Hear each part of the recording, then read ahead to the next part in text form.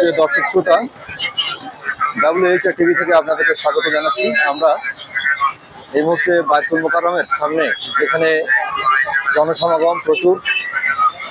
এখানে বহু ধরনের মানুষের চলাফেরা, ফুটপাতে হকার, এবং আপনারা দেখছেন যে এই জায়গাটি কীভাবে দখল হয়ে আছে। এই জায়গাটি রাস্তার অর্ধেকটা দখল হয়ে আছে বিভিন্ন হকারদের দ্বারা। আর এই মার্কেটটিকে পুরোপুরি, বায়তুল মোকাররম মার্কেটটিকে পুরোপুরি অবরুদ্ধ করে রেখেছে বিভিন্ন শ্রেণী পেশার হকারেরা। এদের কারণে এখানে বোঝার উপায় নেই যে এখানে একটা ঐতিহ্যবাহী মার্কেট গড়ে উঠেছে বা এত সুন্দর একটা মার্কেট আছে। আর এদের কারণে মানুষ চলাচলে, যান চলাচলে দারুণভাবে বিঘ্ন সৃষ্টি হচ্ছে, ব্যাহত হচ্ছে জীবনযাত্রা। এটা মানে একেবারে জনাকীর্ণ একটা অস্বাস্থ্যকর এবং অব্যবস্থাপনার একটা চিত্র আমরা তুলে ধরছি আপনাদের সামনে। দেখুন, আসুন।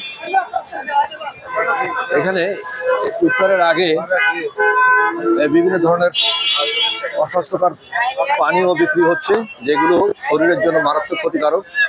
এগুলো বিক্রি হচ্ছে ফুটপাতে। এবং পাশাপাশি আপনারা দেখেন যে এখানে যে হকাররা,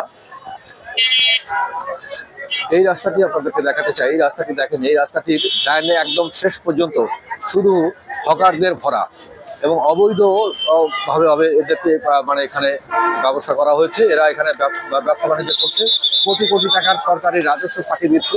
কারা এদের এই দোকানগুলো বরাদ্দ দেয় এবং কারা এই ভাড়া তোলে, এই প্রসঙ্গে প্রশাসন আমাদেরকে কখনো কোনো ব্যাখ্যা দেয়নি বা ব্যাখ্যা দেয় না। সরকার আসে, সরকার যায় ঠিকই, কিন্তু এখানে এই যে অব্যবস্থাপনা, এটা দূরীকরণের জন্য কারো কোনো কার্যকর পদক্ষেপ নেই, মাথা ব্যথা নেই, এবং এটা যেন নির্বিকার। এটা মানে বছরের পর বছর ধরে এই জিনিসগুলো চলছে, আমরা দেখছি। দেখুন, চরম অব্যবস্থাপনা। যেটা আপনারা এদিকে আসুন, আমি আপনাদেরকে দেখাই যে হাজার হাজার বিভিন্ন প্রকার দোকান গড়ে উঠেছে এখানে।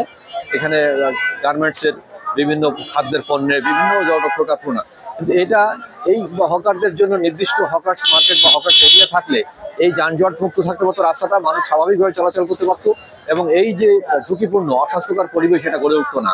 পাশাপাশি এই যে মার্কেটটা, যে মার্কেটের জৌলুসটা আমরা দেখতে পাচ্ছি না, মার্কেটটা পুরো ঢাকা পড়ে গেছে হকারদের দখলের কারণে। এখন আমরা আপনাদেরকে সামনে নিয়ে যাচ্ছি। দেখুন, এখানে এই যে ফুটপাত, এই ফুটপাত তো সাধারণত জনগণের চলাচলের জন্য, কিন্তু এটি কারা ভাড়া দিয়ে খায়? কি এই ভাড়াটা কাদের পকেটে যায়? কাদের কাছ থেকে বরাদ্দটা তারা পায়, এবং কারা এই বছরের পর বছর ধরে এখানে নির্বিঘ্নে ব্যবসা বাণিজ্য করে খাচ্ছে? এটা আসলে দেখার বিষয়, এবং এটা এই অবস্থাপনা দূর করার জন্য কার্যকর ব্যবস্থা গ্রহণ করার জন্য আমরা সংশ্লিষ্ট সকল কর্তৃপক্ষকে আহ্বান জানাই। আপনারা দেখলেন এই যে এখানে বিভিন্ন প্রকার জিনিস যে যেখানে খুশি রাস্তার পরে বসে তৈরি করছে অবাধে, হ্যাঁ, এবং যে যেরকম বিক্রি করছে।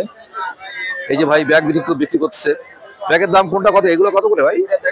150 করে না? এগুলো দেশি মেড, হাতের তৈরি। আচ্ছা আচ্ছা। তো এইভাবে এখানে দেখুন বিভিন্ন প্রকার জিনিস কিন্তু ফুটপাতে বিক্রি হচ্ছে, রাস্তায় বিক্রি হচ্ছে, অথচ এখানে কিন্তু ভালো ভালো মার্কেট আছে। সেই মার্কেটগুলোতে এগুলো যদি নেওয়া যায় তাহলে এগুলো নির্দিষ্টভাবে বিক্রি করতে পারে, কিন্তু তা না করে এই রাস্তায় যানজট সৃষ্টি করে, অস্বাস্থ্যকর পরিবেশ সৃষ্টি করে এই যে একটা অব্যবস্থাপনা তৈরি করা হয়েছে, এটা কিন্তু কারো কাম্য নয়।